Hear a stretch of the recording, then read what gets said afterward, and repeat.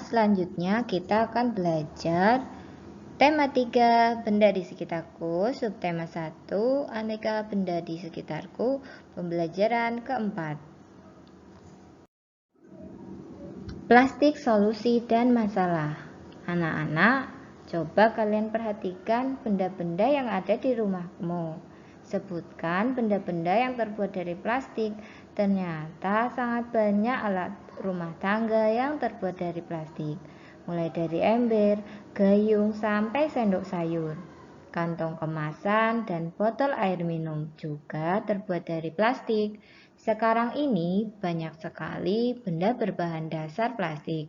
Mengapa? Karena plastik murah dan tahan lama. Bahan dari plastik tidak dapat menyerap air atau tidak tembus air.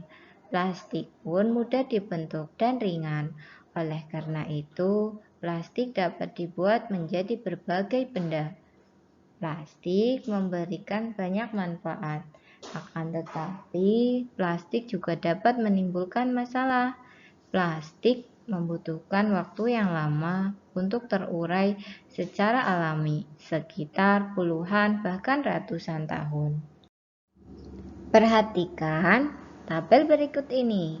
Coba bandingkan waktu yang dibutuhkan plastik untuk terurai secara alami. Kertas membutuhkan waktu 2-5 bulan. Kardus membutuhkan waktu 5 bulan. Kulit jeruk 6 bulan. Puntung rokok 10 tahun. Kulit sepatu 25-40 tahun. Plastik sejenis bungkus deterjen 50-80 tahun. Plastik 50-100 tahun. Kaleng soft drink 80-100 tahun. Aluminium 80-100 tahun. Baterai 100 tahun. Kantong plastik atau tas kresek 10-20 tahun. Styrofoam tidak dapat diuraikan. Jadi, kamu dapat membayangkan apabila membuang kantong plastik sekarang, kantong plastik akan terurai 10-20 tahun yang akan datang. Untuk mengurangi sampah plastik dapat dilakukan dengan 3 cara. Cara tersebut yaitu reduce, mengurangi, reuse, menggunakan kembali, dan recycle, mendaur ulang. Reduce adalah mengurangi penggunaan plastik. Contohnya, ketika anak-anak berbelanja, sebaiknya membawa tas belanja sendiri, sehingga tidak perlu menggunakan kantong plastik. Reuse adalah memanfaatkan kembali sampah plastik, misalnya sampah kemasan botol, minuman, digunakan untuk membuat pot bunga.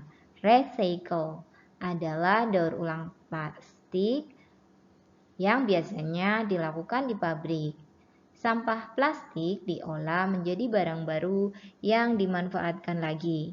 Kamu dapat membantu proses daur ulang dengan mengumpulkan dan mengelompokkan sampah plastik. Sampah plastik tidak dicampur dengan sampah lainnya. Berikan sampah plastik kepada pemulung atau petugas kebersihan. Merekalah yang akan membawanya ke pabrik daur ulang sampah.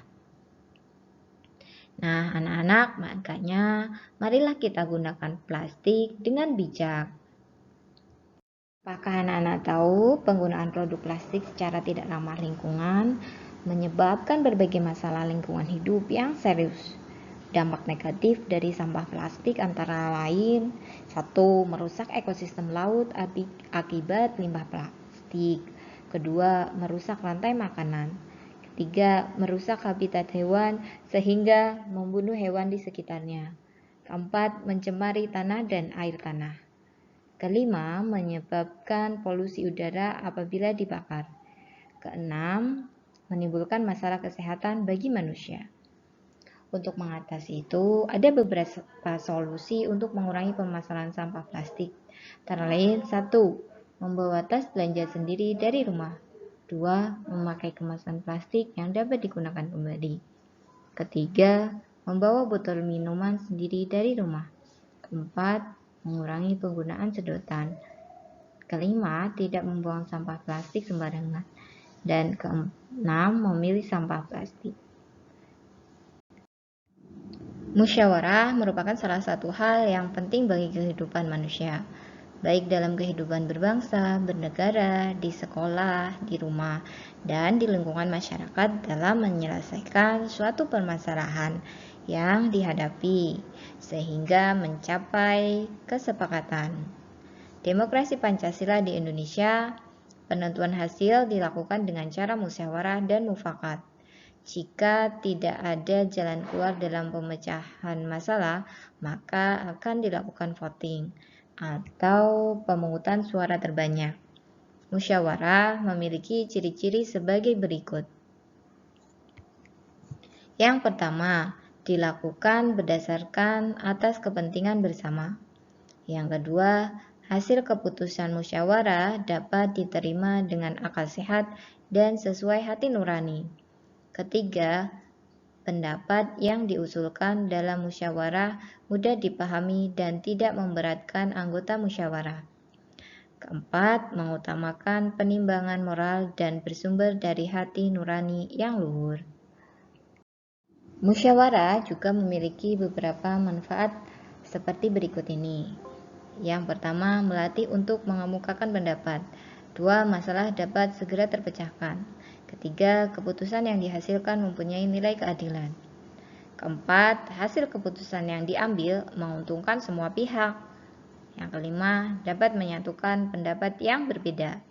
Keenam, adanya kebersamaan dan kerukunan antar anggota musyawarah. Hasil musyawarah. 1. Harus diterima sebagai keputusan bersama. Kedua, harus dilaksanakan dengan baik dan sungguh-sungguh. Ketiga, harus didukung oleh semua peserta musyawarah. Contoh musyawarah. Yang pertama dalam lingkungan keluarga. Musyawarah pembagian tugas bersih-bersih rumah, musyawarah menentukan tempat rekreasi, dan lain-lain. Yang dalam lingkungan sekolah, contoh musyawarah adalah pemilihan ketua kelas, musyawarah mengadakan lomba, pemilihan regu kelompok, dan lain-lain. Musyawarah dalam lingkungan masyarakat, contohnya adalah pembentukan panitia ulang tahun, kemudian pembagian siskamling, dan musyawarah perbaikan jalan desa.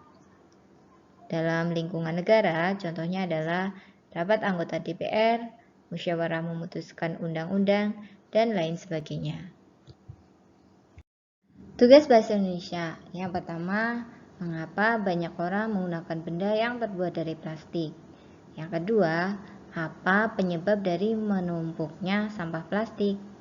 Yang ketiga, berapakah lama waktu yang dibutuhkan sampah, kantong plastik atau kresek untuk terurai? Yang keempat, sebutkan dampak negatif dari sampah plastik yang menumpuk. Dan yang kelima, apa yang dimaksud dengan recycle? Untuk tugas PKN, yang pertama adalah musyawarah untuk mufakat adalah contoh titik-titik di Indonesia. Yang kedua, apabila dalam musyawarah tidak mencapai mufakat, maka akan dilakukan apa? Ketiga, pemungutan atau pengambilan suara terbanyak disebut dengan apa? Keempat, untuk menyatukan pendapat dan pikiran dilaksanakan. Dan yang kelima, rapat anggota DPR, musyawarah merumuskan undang-undang dan lain-lain merupakan contoh musyawarah di lingkungan apa?